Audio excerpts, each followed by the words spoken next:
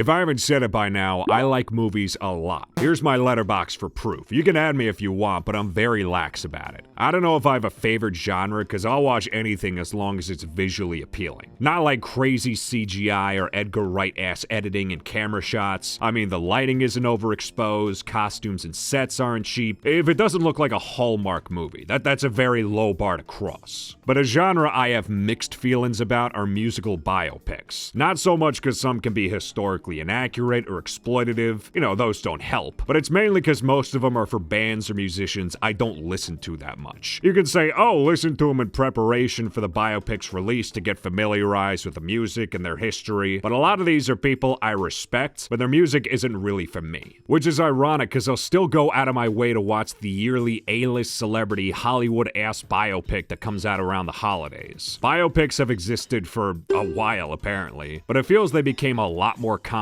after Bohemian Rhapsody in 2018. I haven't seen that movie since it came out, but I thought it was alright. I probably wouldn't feel the same if I watched it again, but you know, it doesn't really matter because it was still the 6th highest grossing movie of that year and got nominated for a ton of awards. So it makes sense why these are kind of a regular thing in the film industry now. So I thought it'd be fun to watch the biopics for musicians I don't listen to, at least regularly. Like for most of them, I know they're big hits, but I'm not going out of my way to play them in the car. I'm watching these as an outsider, so let's see if I can still enjoy them despite not knowing much about their respective artists. Let's start with one that's been on my watch list for forever, Better Man, the Robbie Williams movie. So full stop, I had no interest in this movie at all when it came out. I've mentioned Robbie Williams before, but never listened to any of his music. I'm American, what do you expect? But that changed after someone posted a crazy fight scene from it on Twitter out of context, and I thought, what the hell is this doing in a biopic for a British pop star? So I checked it out, and I feel this is a movie I'm glad I experienced, but probably won't watch again. It's not bad. In fact, I was pleasantly surprised by the music and choreography, like the scene after Take That gets signed to a label, or again, the fight scene at the end. There's also a lot of cool shots that get experimental with imagery, lighting, colors, framing, but it's all kind of squandered because Robbie Williams depicts himself as a monkey the whole time. He did this because apparently that's how he perceives himself in real life and thought it was the best creative decision for his biopic. And in my humble opinion, no, it wasn't. Not because it looks bad, the lighting and mocap is pretty good honestly, but it's just so goddamn funny seeing this anthropomorphic monkey interacting with real humans and no one bats an eye. I know it makes sense with the context that only Robbie sees himself like this, but the entire movie I was waiting for someone to make a stupid joke like, no more monkeying around, or someone could use a banana, and they never do. It also kills a lot of the serious scenes too. Like in the beginning when Robbie's a kid, he sings this sad, heartfelt song about being a loner and having no friends. And it's like, bro, you're a little monkey dude trying to make me cry. I can't help but laugh at that. It's not a bad movie. Again, there's aspects I like, and it is entertaining, but mostly because of how unintentionally funny it is from all this monkey business. I wonder if there's a cut of this movie that has human Robbie instead. Like if I squint my eyes enough, I can see the actor's face poking through, and it makes me think of how much better Better Man would be. Or better yet, a cut where Robbie's human, but then everyone else are monkeys.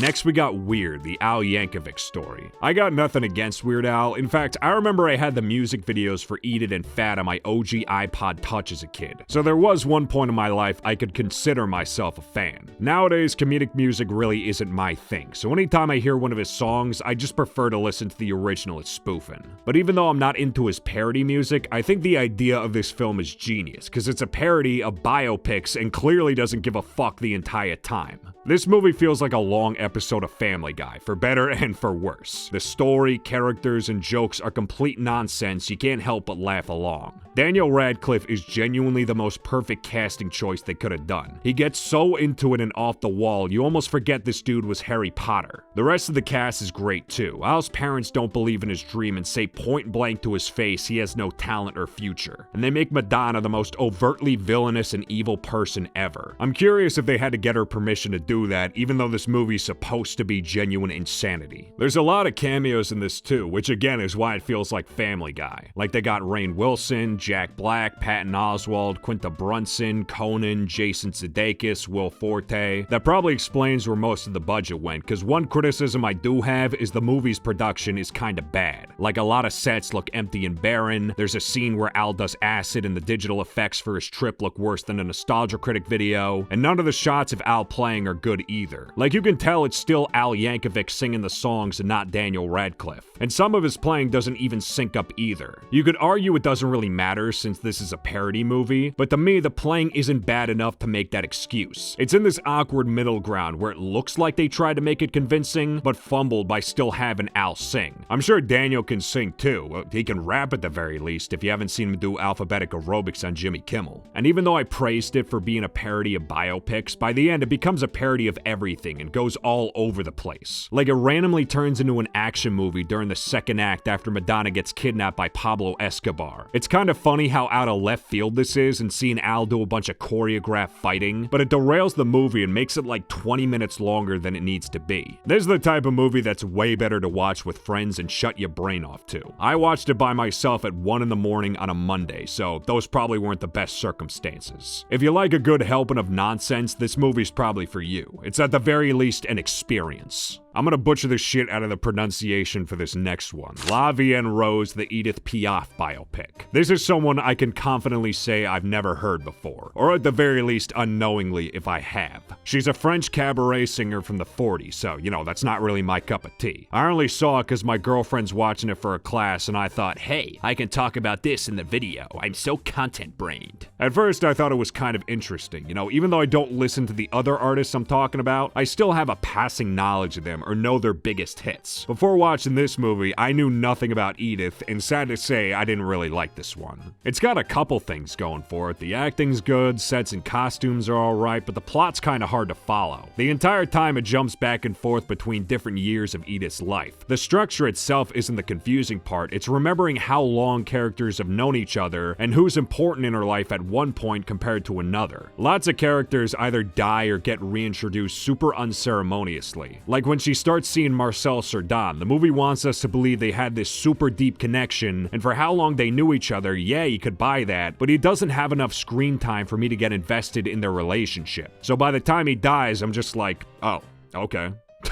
Edith is the only character I felt invested in. I'll give credit to her actress. I thought she did a really good job, and I think her singing was real. Looked real at the very least, and sounded real too. Couple scenes, I swear to God, her singing was clipping my speakers. I also like how the movie portrayed her. She was kind of a dick for most of it, and after watching some videos about her life, yeah, seems pretty accurate. I respect how they did that instead of making her all squeaky clean and nice. But even she has some kind of underwhelming parts too. Like it's revealed she had a kid that died during the last like 10 or 15 minutes. You can't introduce something that late into the movie and expect us to care. Maybe if I was French, I'd like this a bit more, but I'm not, which is fine by me. On the opposite side of the spectrum, we got The Dirt, the Motley Crue movie. I don't listen to them that much, but I'll save that for the metal phase video next month. I promise it's coming, I promise. I was recommended this movie a long time ago by a friend, but just got around to watching it. I also confused it for the Tommy Lee and Pamela Anderson show with Seth Rogen, but nah, that's a different thing. But I will say, I was pleasantly surprised with this one. I thought it was pretty damn funny. I knew a bit about the crazy shit Motley Crue did back in the day, but after watching this, which is probably, you know, just the tip of the iceberg for all the crazy shit they did, yeah, they were total menaces. Doing coke off every surface imaginable, yakking on strippers, shooting fireworks in each other's hotel rooms. It's like if Jackass were a band. At the same time, it's also got a lot of heavy scenes I thought were done really well. The scenes where Nikki Sixx is shooting up heroin get super unsettling with the distorted music and cold lighting, and when Vince Neil kills Razzle in a car crash, it gets pretty gruesome, honestly. This movie also does a really good job at making them feel like a real band with their dynamic and personality. It's the small things, like the way they interact with each other, when they're coming up with the band name and get sidetracked making stupid ones, or when they fight more after getting sober. It reminds me of in the Metallica documentary when they're even closer to breaking up after James Hetfield gets out of rehab. I thought the casting was pretty good too. Like, this is the first time I've ever enjoyed something with MGK. But ironically, I recognize more of the supporting cast than anything. You got Gail from Breaking Bad as their manager, Mike's dad from Stranger Things as Tommy Lee's dad, and Pete Davidson, but he's gross, ew. My favorite scene's probably the one with Ozzy Osbourne at the hotel pool. It's not actually Ozzy, but the guy playing him has a very intimidating and unstable aura. It's like if Jack Black was a tweaker. One thing that's funny about this movie is the ending is kind of outdated because one, it says their last show ever was on New Year's 2015, but they've since reunited, and two, there was a huge lawsuit between Mick Mars and the band because he wasn't able to tour anymore because of health problems and wanted compensation. So even though you see them all make up and become friends at the end, it doesn't really matter much by today. Oh well, I still liked it. Next is Deliver Me From Nowhere, the Bruce Springsteen biopic. I like some of his hits like I'm on Fire and Born to Run, but I'm not really a fan. I think a lot of his songs sound the same and his singing is rambly to me. But I actually saw this in theaters when it came out, mainly because I like Jaw. I think he's a great actor, even though I'm kind of mixed on the stuff he's in. I think Shameless gets bad after season 6, I didn't like The Iron Claw after rewatching it, and I gotta catch up on the last 2 seasons of The Bear. Also because this movie focused on a specific point in his career instead of being a whole-ass origin story like a lot of biopics. It's self-contained during the making of his album Nebraska, and I thought that was cool. But after I saw it, I was just like, it's fine. I didn't hate it, I was just like,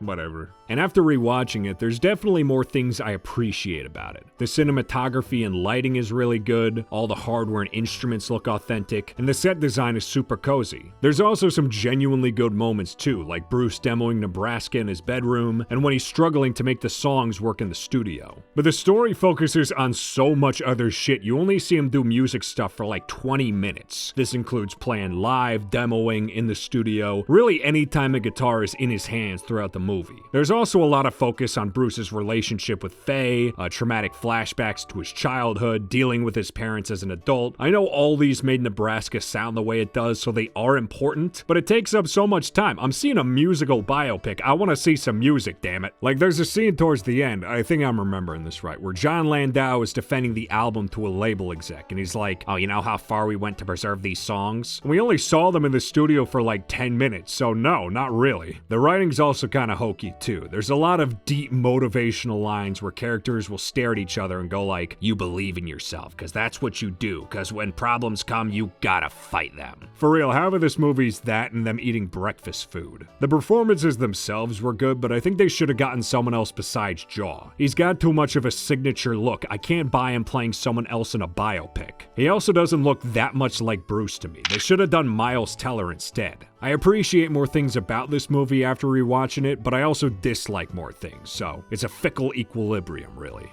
Next is A Complete Unknown, the Bob Dylan biopic. This is another one I saw in theaters when it came out because it released on Christmas, and after you open your presents, what else are you gonna do? I thought it was okay at first, but after rewatching it, oh my god, I could barely stand it. Bob Dylan seems like the most insufferable piece of shit ever. He's so mean, condescending, petty, and I know that's historically accurate, but it's to a point it ruins the entire movie for me. Though, being honest, I don't know how much of that's from historical accuracy and how much is from Timothy Chalamet, because he's really good at playing assholes. Great example, Marty Supreme. He's also a dick in that too, but it works there because not only does he constantly get his comeuppance, they make it very clear he's a sad, pathetic worm who's not above being humiliated to get what he wants. You see Bob get punched in the face once during the movie, but because he's not shameless or pathetic like Marty, he's not fun to watch. So nothing really counters his unpleasantry. Also, the playing is bad too. It looks kinda believable when an instrument is prominently framed in a shot, but anytime it's an over the shoulder or it's in the background, their hands barely sync up at all. I'm gonna keep this one short because wow, I was shocked how much I disliked this movie. The only positive or funny thing I remember is I thought the studio bass player was JonTron. I was legit scrolling through this movie's IMDb in theaters trying to see if it was actually him.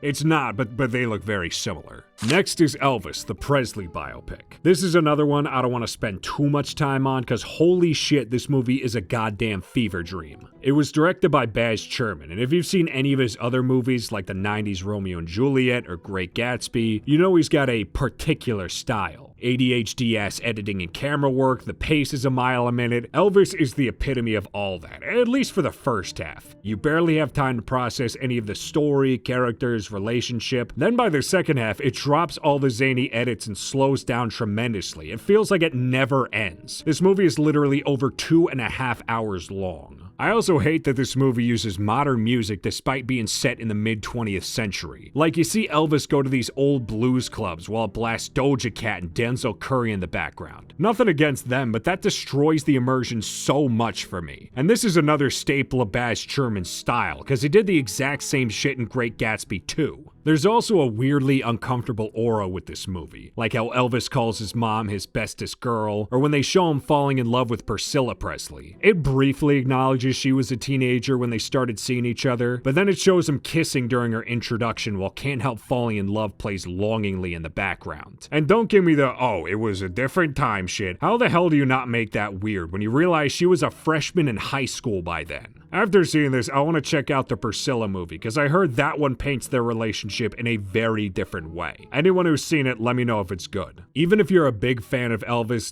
don't watch this movie. It's bloated, creepy, and hard to follow. The only funny thing about it is this isn't the only Elvis project Baz Luhrmann's been part of. He also did a follow-up concert documentary and was the voice in an animated sitcom called Agent Elvis on Netflix. So yeah, dude's got a raging hard-on for Elvis. I was gonna do one more, but to be honest, these last two really drain me, so I need a break for music biopics. I'm gonna marathon some Adam Sandler after this. As always, thank y'all very much for watching. Hopefully you enjoyed hearing me talk about some movies. Again, add me on Letterboxd if you want to keep up with my shenanigans. Let me know if you liked any of these movies in the comments and some other biopics I should check out in the future. If I do a sequel, I'm definitely gonna do the Pavement one with Joe Keery, so look forward to that. Shoutouts, of course, to my patrons, and I'll see y'all next time to talk about metal.